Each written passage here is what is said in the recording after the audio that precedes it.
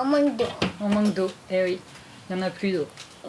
Inquiète pour la ressource en eau, cette famille de Saint-Privat met tout en œuvre pour économiser la moindre goutte. Récupérateur d'eau de pluie pour arroser le potager, pas de piscine individuelle et douche avec parcimonie. J'apprends mes enfants le lavage aux gants et puis voilà, on fait attention, on coupe l'eau quand on se savonne, la basse quoi. On leur fait la morale tous les jours pour que montre en main 5 minutes et après hop on sort. Pas une goutte de pluie depuis un mois, pourtant il faut bien abreuver les bêtes. Faute de captage sur cette parcelle, cet éleveur a recours à l'eau du robinet.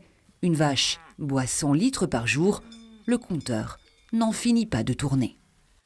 On a déjà énormément de charges sur nos exploitations, que ce soit le carburant, maintenant l'alimentation des bovins, la paille, le foin, toutes ces choses-là. Si maintenant en plus on se retrouve avec l'eau avec des coûts qui vont être multipliés par combien, on ne sait pas. Donc pour l'instant on est un peu dans l'inconnu, mais on est tracassé par le fait qu'on soit obligé de faire du citernage dès à présent chez nous.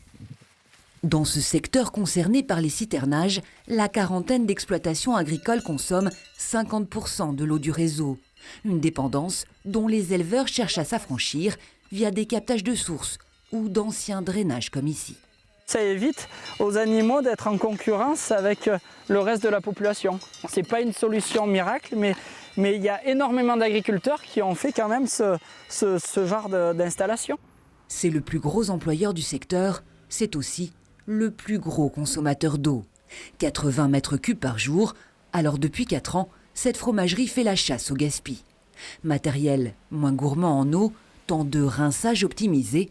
En ce moment même, ces ingénieurs tentent de limiter au maximum le recours à l'eau dans les caves d'affinage.